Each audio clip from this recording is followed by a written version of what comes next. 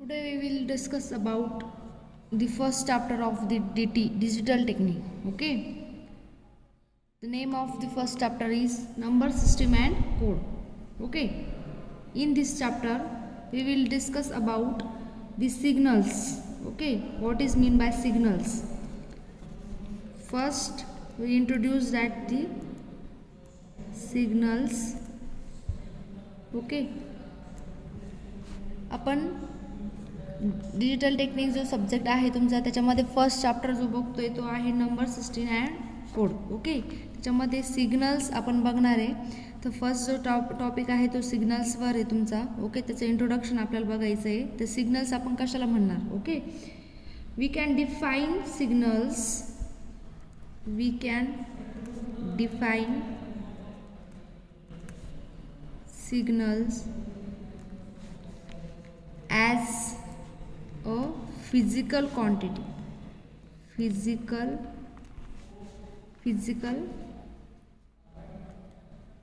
quantity which contains some information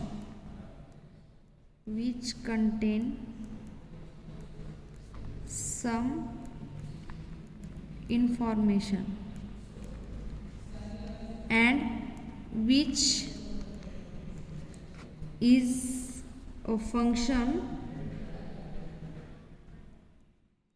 a function of one or more independent variable.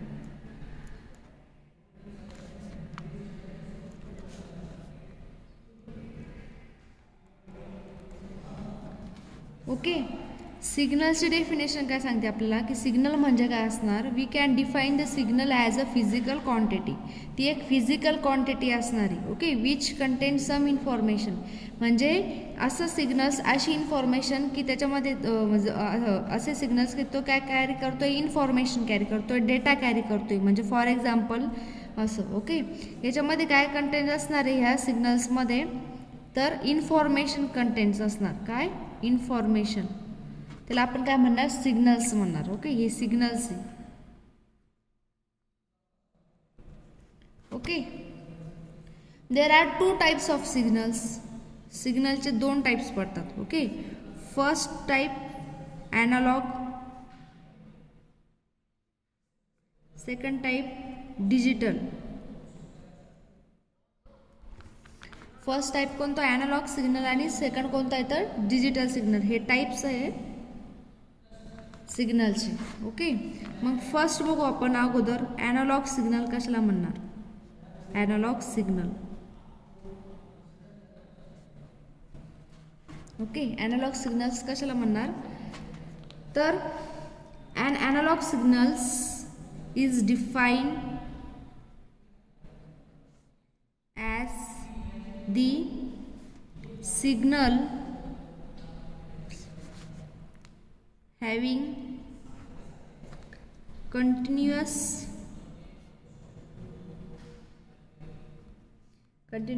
values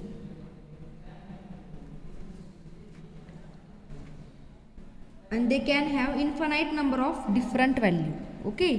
analogue signals means what की असे signals की ते काय continuous value represent करतात. Continuous value म्हणजे काय की एकदा जर आपण सिग्नल्स आपल्याला भेटत आहे तर ते कंटिन्युअसली आपल्याला सिग्नल्स भेटत असतात. त्याला आपण ॲनालॉग सिग्नल्स असे म्हणतो. Okay. They have infinite number of different value म्हणजे त्याची जी व्हॅल्यू असणार आहे तो जे हे सिग्नल्स असणार आहे हे कसे असणार आहे इन्फानाईट असणार आहे. इन्फानाईट म्हणजे काय की त्याला लिमिट नसणार. ओके. जे पण इन्फॉर्मेशन किंवा जो डेटा आपल्याला भेटतोय तर त्याला काय नसणार लिमिट नसणार. अशा सिग्नल्सला आपण काय म्हणतो तर ॲनालॉग सिग्नल्स म्हणतो जे की कंटिन्युअसली आपल्याला काय भेटत असतात सिग्नल्स भेटत असतात. ओके. देन त्याचं जर एक्झाम्पल बघायचं झालं ॲनालॉग सिग्नलचे तर ॲनालॉग सिग्नलचे जे एक्झाम्पल आहे तर ते टेम्परेचर. ओके. टेम्परेचर. त्याच्यानंतर second distance. Third one sound. Sound means what आवाज. Okay. Pressure.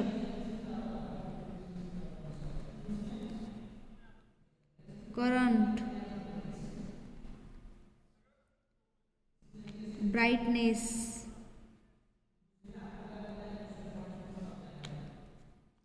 voltage. Okay, these are the example of analog signals. Okay, तर कोणकोणते? Temperature, distance, sound, pressure, current, brightness, voltage.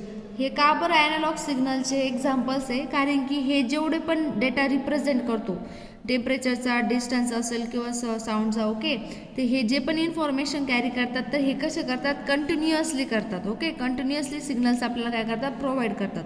आता जर example बघायचं झालं तर brightness. Brightness म्हणजे काय? की जो आपल्याला दिवसाचा जो उजाड असतो तो ब्राईटनेस. ओके, बरोबर ना? मग तो जो उजाड आहे तो कसा येतो? आपल्याला कंटिन्युअसली येतोय की असं थांबत थांबत येतो? नाही येत. ओके, म्हणजे कंटिन्युअसली तो डेटा आपल्याला काय करतोय? रिप्रेझेंट करतोय. म्हणजे हे कोणते सिग्नल झाले? तर ॲनालॉग सिग्नल झाले. ओके, आता आपण सेकंड टाईप बघू, तो म्हणजे digital signals.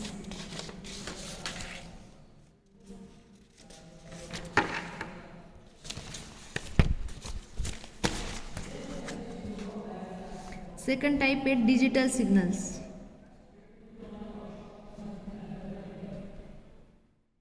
What is mean by digital signals? Okay, the digital signals is defined as the signals which has only finite number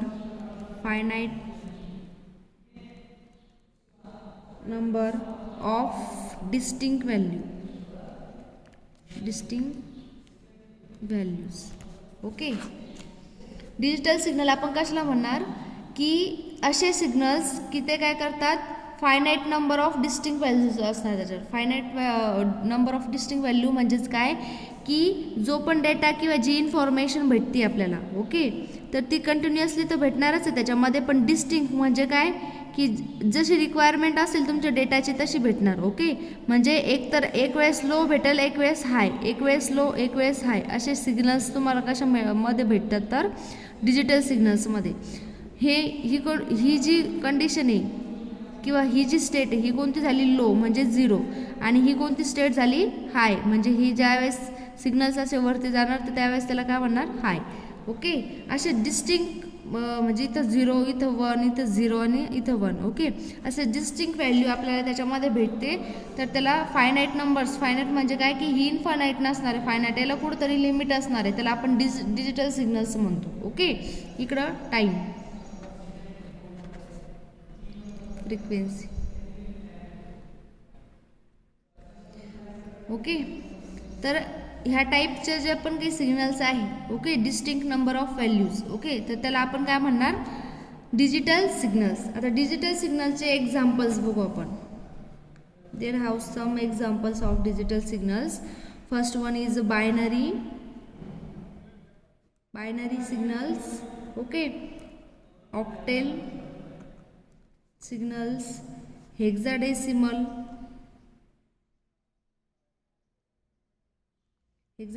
signals. Okay, हे एक्झाम्पल आहे कशाचे? डिजिटल सिग्नलचे. Binary, octal, hexadecimal. ओके, तर आपल्याला पुढं बघायचंच आहे बायनरी, ऑक्टेल, हेक्साडेसिमल काय असणार आहे. कारण की जो सब्जेक्ट आहे आपला तो पूर्णपणे डिजिटल आहे. ओके, डिजिटल सिग्नल्स डिजिटल सिस्टीमवर डिपेंड आहे. मग डिजिटल सिस्टीममध्ये कोणकोणत्या गोष्टी असतात, कोणकोणते पॉईंट्स असतात, ते आपल्याला आता ह्या इथून पुढचे जे पण काही चॅप्टर आहे, ओके, सगळ्या युनिटमध्ये ते बघायचं आहे. तर सोर्स ऑफ डिजिटल सिग्नल्स काय असणार आहे? की source of digital signals can be obtain directly from the computers. म्हणजे जो पण काही डिजिटल सिग्नल्स आहे तुमचे ते कुठून जनरेट होतात तेव्हा म्हणजे त्याचे सोर्स असणार आहे. ओके, मग कुठून जनरेट होतात डिजिटल सिग्नल्स तुमचे? तुम्ही बघतात की तुम्ही म्हणतात बघा की जे पण काही वर्ड आहे आताचा वर्ड कसं आहे, कशावर डिपेंड आहे? डिजिटलवर डिपेंड आहे. जे पण काही आहे सिस्टीम हे सगळे कसे झालेले? डिजिटल झालेले म्हणजे ॲक्च्युअल काय झालेले आहे की जे त्याला फायनाईट नंबर्स आलेले. फायनाईट नंबर म्हणजे काय? त्याला कुठंतरी लिमिटेशन आलेले आहे. आणि जे पण काही सिस्टीम आहे तुमच्या, जसं की कम्प्युटर सिस्टीम असेल, मोबाईल वगैरे असेल, हे जे पण काही इलेक्ट्रॉनिक इक्विपमेंट आहे तर याला कोणती लँग्वेज अंडरस्टँड होते, तर बायनरी लँग्वेज अंडरस्टँड होते. कोणती? बायनरी. आणि बायनरी ही लँग्वेज ही मेन एक्झाम्पल कशाचं आहे, तर डिजिटलचं आहे. ओके, 010101 तुम्ही जर म्हणत असाल तर. ओके, तुम्हाला चांगल्या प्रकारे माहिती आहे की कम्प्युटरला सिस्टीमला कोणती लँग्वेज नोन असते, तर बायनरी लँग्वेज. ओके, जसं आपल्याला कोणती लँग्वेज नोन आहे, मराठी असेल, इंग्लिश असेल, त्या लँग्वेजमधून आपण काय करतो, कम्युनिकेट करतो. तर कम्प्युटर जे आहे तर ते कोणत्या भाषेतून कम्युनिकेट करतं, बायनरी लँग्वेजमधून कम्युनिकेट करतं. मग बायनरी लँग्वेज म्हणजे ही कोणती लँग्वेज आहे, 0101. ओके, म्हणजे त्याच्यामध्ये 2च डिजिट असतात, ते म्हणजे कोणते, एक तर 0 आणि एक तर 1. ओके, त्याचा बेस पण किती असतो, 2 असतो. ते आपल्याला आता पुढं बघायचंच आहे. पण डिजिटल सिग्नल्स आपल्याला काय करायचं आहे, एकदा समजून घ्यायचं आहे. ॲनालॉग सिग्नल कोणते आणि डिजिटल सिग्नल कोणते. ॲनालॉग सिग्नल असे सिग्नल्स की ते आपल्याला कंटिन्युअस व्हॅल्यू प्रोव्हाइड करतात, कंटिन्युअसली इन्फॉर्मेशन प्रोव्हाइड करतात, त्याला कुठं ब्रेक नसतो. ओके, आणि डिजिटल सिग्नल्स मीन्स व्हॉट, की असे सिग्नल्स की डिस्टिंक्ट व्हॅल्यू असतं, finite number of distinct value, की ज्याच्यामध्ये एक वेळेस आपल्याला हाय इनपुट भेटतं, एक वेळेस लो भेटू शकतं, एक वेळेस हाय म्हणजे कंटिन्युअसली लो पण भेटू शकतं, कंटिन्युअसली हाय पण भेटू शकतं. ओके, बट डिस्टिंक्ट भेटन. ओके, डिस्टिंक्ट म्हणजे डिफरंट भेटन value, continuous value same value भेटणार नाही. ओके, तर नेक्स्ट आपल्याला बघायचं आहे advantages of digital signals. Okay, next point आहे advantages of digital signals. advantages of digital signals काय advantages आहे. First advantages, digital signal can be processed and transmitted more efficiently and reliably than analog signal. म्हणजे की digital signal हे more reliable आहे as compare to analog signals. Okay, more reliable by analog signals. Okay, then त्याच्यानंतर it is possible to store the digital data. next advantages काय, it is possible to store the digital data. Means की जे analogue signal होते ते आपण store करून ठेवू शकत नाही. ओके, बट जे तुमचे डिजिटल सिग्नल्स आहे त्याला मेमरी असते, आपण त्याला स्टोअर करू शकतो. ओके, म्हणजे ते पॉसिबल आहे, आपण त्याला स्टोअर करू शकतो, त्याला मेमरी असते. ओके, देन त्याच्यानंतर नेक्स्ट ॲडव्हान्टेजेस की प्लेबॅक और further processing of the digital data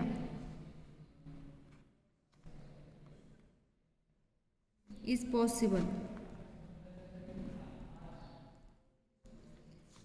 काय, प्लेबॅक और further processing of the digital data is possible. अजून काय एक्झाम्पल्स आहे, अजून काय ॲडव्हान्टेजेस आहे डिजिटल सिग्नलचे, की आपण त्याला प्लेबॅक आणि फर्दर प्रोसेसिंग करू शकतो. म्हणजेच काय की फॉरवर्ड बॅकवर्ड करू शकतो आपण. का बरं करू शकतो, कारण की आपण त्याला स्टोअर करतोय, बरोबर ना. डिजिटल डेटाला आपण स्टोअर करतोय मेमरीमध्ये.